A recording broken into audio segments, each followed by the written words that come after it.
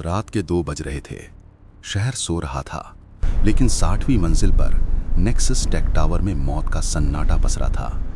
जो इमारत कल तक देश की कामयाबी का सबसे बड़ा गुरूर थी, आज अपनी ही तबाही का शमशान बन चुकी थी। सर्वर रूम की वो ठंडी नीली रोशनी हमेशा के लिए मर चुकी थी। उसकी जगह ले ली थी एक खौफनाक चुभने वाली लाल चमक ने। हर स्क्रीन लाल थी, हर अलार्म चीख रहा था। दुनिया का सबसे घातक रैंसमवेयर वायरस कंपनी की डिजिटल रगों में घुस चुका था।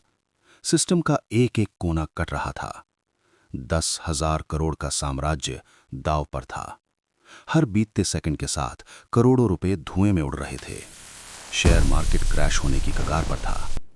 दुनिया के सबसे महंगे सिलिकॉन वैली से बुलाए गए दिग्गज इंजीनियर्स पसीने से भीगे हुए थे। उनके हाथ कांप रहे थे, कीबोर्ड पर उनकी उंगलियां फिसल रही थीं। बड़े बड़े हैकर्स हार मान चुके थे। कोई भी उस शैतानी कोड की शुरुआत ढूंढ नहीं पा रहा था।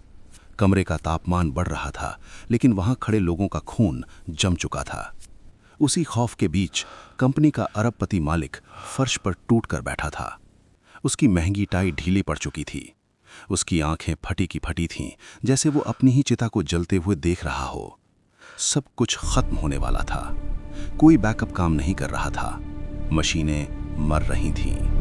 तभी 60वीं मंजिल की उस बुलेट प्रूफ लिफ्ट का भारी दरवाजा एक हल्की सी आवाज के साथ खुला। कांच के उस भारी दरवाजे के पार एक साया उभरा, सुरक्षा के उन अभेद्य घेरों को लांघकर। वो कोई रक्षक नहीं था, वो कोई सूट बूट वाला हैकर नहीं था। वो एक ऐसा शख्स था जिसे ये दुनिया कूड़े का ढेर समझती थी। फटे हुए चीथड़े, महीनों से न नहाया हुआ बदन, उलझे हुए बाल जिनमें शहर की धूल जमी थी। किसी ने उसे अंदर आने की इजाजत नहीं दी थी। नीचे के 20 सिक्योरिटी गार्ड्स उसे रोक सकते थे, लेकिन उसकी उस खामोश मौजूदगी में एक ऐसा भारीपन था, एक ऐसा खौफ था कि किसी का हाथ उसे रोकने के लिए नहीं उठा। वो एक भिखारी था, लेकिन उसकी आंखों में आज किसी मजबूर इंसान की चमक नहीं थी। वो चमक थी एक जलते हुए सुपर कंप्यूटर की। वो नंगे पैर उस सर्वर रूम के सफेद और ठंडे फर्श पर आगे बढ़ा। उसके कदमों के काले निशान उस अरबपति के फर्श पर छप रहे थे। 15 साल। ये जो आज रात हो रहा था, ये कोई एक रात का चमत्कार नहीं था। पिछले 15 सालों से ये रहस्य इसी इमारत के नीचे पल रहा था। इसी आईटी पार्क के गेट नंबर 4 के बाहर एक धूल भरी चाय की टपरी पर हर दिन, हर मौसम में लोग उसे एक पागल और अनपढ़ भिखारी समझकर उसके कटोले में 10 का सिक्का फेंक कर चले जाते थे।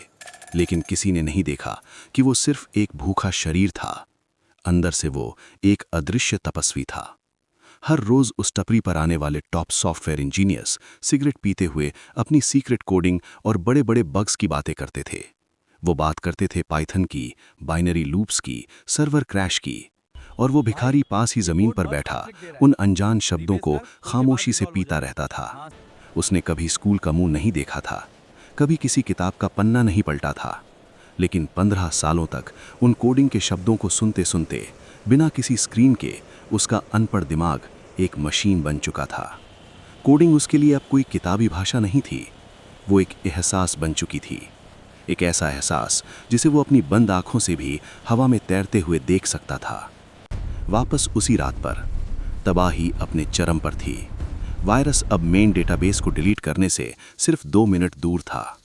अरबपति मालिक की सांसें उखड़ने लगी थीं।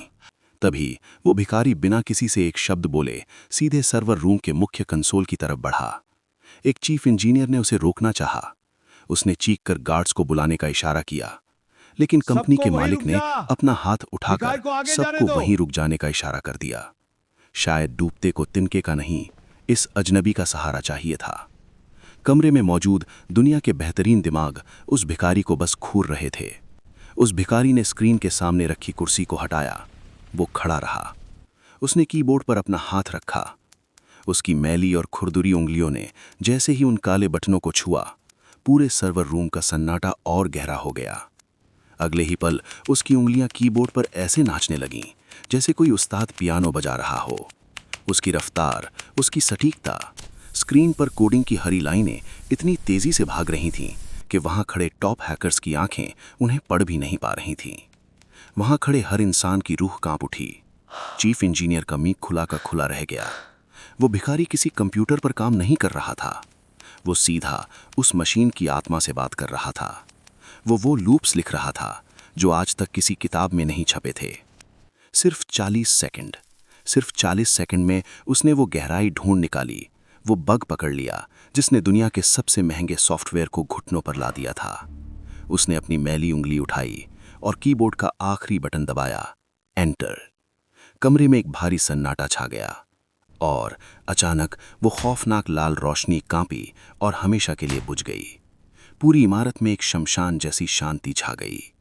काले पड़ चुके मॉनिटर्स पर 1 सेकंड का ब्लिंक हुआ और सारी स्क्रीन्स धीरे धीरे वापस अपनी उसी शांत नीली रोशनी में जिंदा हो गईं।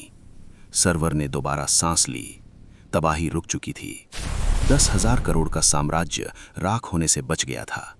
वहां मौजूद हर इंजीनियर, हर हैकर पत्थर की मूरत बन चुका था। किसी को अपनी आंखों पर यकीन नहीं हो रहा था। अरबपति मालिक जो अब तक फर्श पर बैठा था, वो धीरे से उठा। उसके कांपते हुए कदम उस भिखारी की तरफ बढ़े। जब उसने ये चमत्कार अपनी आंखों से देखा तो उसका सारा गुरूर, उसकी सारी रईसी उस अनपढ़ भिखारी के पैरों की धूल बन गई। वो आगे बढ़ा और बिना कुछ सोचे, बिना अपनी हैसियत की परवाह किए, घुटनों के बल उस अनजान भिखारी के सामने जमीन पर बैठ गया। उस रात उस 60वीं मंजिल पर इतिहास बदल गया। उस अरबपति ने उसी रात के कागजात पर अपनी आधी सल्तनत, अपनी 50% हिस्सेदारी उस फटेहाल भिखारी के नाम कर दी। एक ऐसा शख्स जो पूरी जिंदगी उस इमारत के बाहर भीख मांगता रहा, जो अपना खुद का नाम तक नहीं लिख सकता था, आज उसी 10,000 करोड़ के साम्राज्य का मालिक बन चुका था। ये कहानी दुनिया के मुंह पर एक बहुत बड़ा तमाचा है। एक सबूत है कि ज्ञान कभी किसी महंगी डिग्री या लाखों की फीस वाले कॉलेज का मोहताज नहीं होता। ज्ञान किसी सूट बूट में नहीं बंधता, वो सिर्फ और सिर्फ दीवानगी और तपस्या का भूखा होता है। अगर इंसान के अंदर आग हो तो वो सड़क किनारे बैठकर भी दुनिया का सबसे बड़ा साम्राज्य खड़ा कर सकता है। अगर आज इस कहानी ने आपके अंदर की आग को जगाया है तो इस वीडियो को लाइक करें और हमारे चैनल को अभी सब्सक्राइब करें।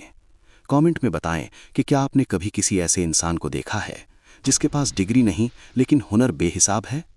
मिलते हैं अगली कहानी में एक नए रहस्य के साथ।